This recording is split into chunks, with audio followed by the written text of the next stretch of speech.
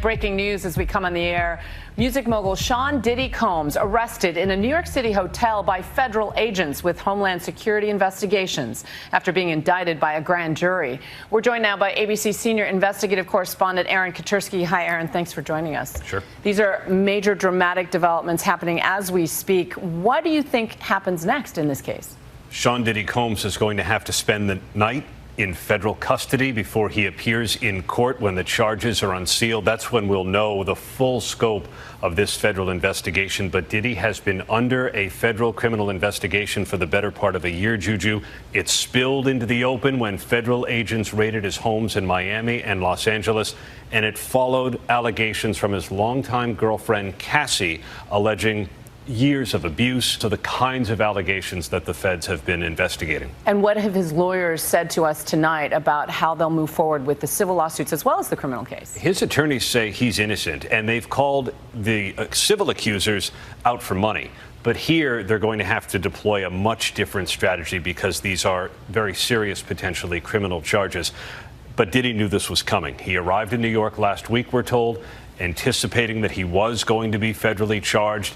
His attorney said it did not have to happen because though he may be imperfect, he is innocent, and they plan to fight this in court. They say he is an imperfect man, but not a criminal. Local story right now in the raid on Sean Diddy Combs' L.A. residence by federal agents. This is a story that we broke here on Fox 11.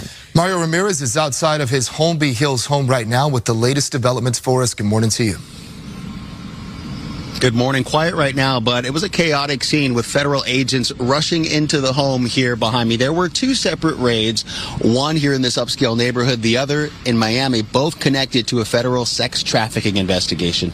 Take a look. Fox 11 was the first to show you the raid here locally, led by Homeland Security, heavily armored federal agents making their way into the home on Mapleton Drive, associated with rap mogul Sean Diddy Combs and his production company, Bad Boy Films.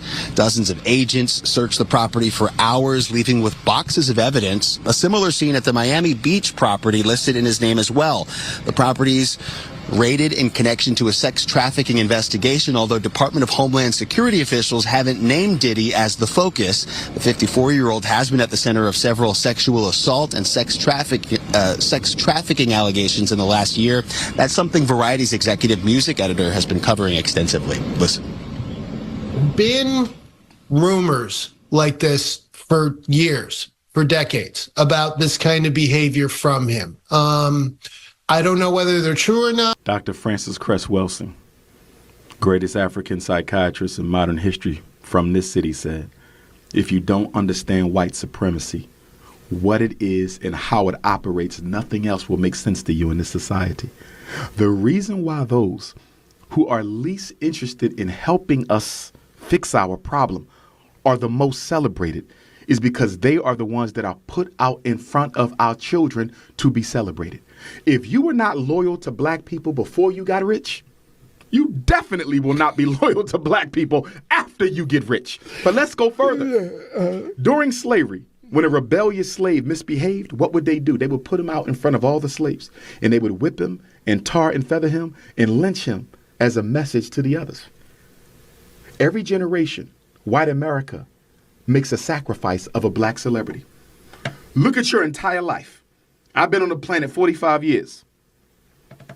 Every generation of my life, every decade, white America finds a celebrity that they put out and destroy them as a reminder to LeBron and Oprah and Lee Daniels and Tyler Perry and everyone else. Jay-Z, Beyonce, don't forget, you might be a billionaire, but remember who helped you make that money. At the end of the day, y'all got the money, but we got the power. That's why they don't mind signing a $100 million contract. Because everybody in your circle is white.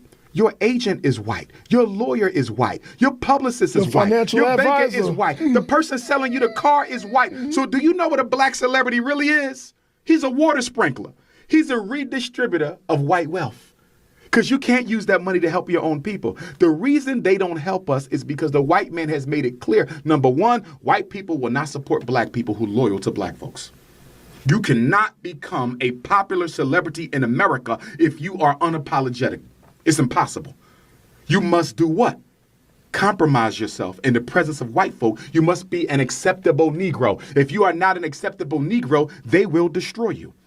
I like LeBron James, and I see he got some black manhood in him, but he's trying to navigate this in his final years because he's concerned about what his public memory and image will be after he retires. Oprah's doing the same thing. You see, they want to help, but they know white folks don't value black people who know they black and want to help black people. That's a crime in America, being loyal to black. You can't be rich and be loyal to black folks because you end up like Johnny Cochran, assassinated, so-called brain aneurysm. They murdered Johnny Cochran because he was investigating how much money America owes black people for slavery. First he gets OJ off, then he gets Geronimo Pratt of the Black Panther Party off for free, defended him for free. And then he says, I'm going to go into reparations and find out what America owed black folk. Black folks said, we can't let this Negro come out with no price. White folks said, we can't. They killed him.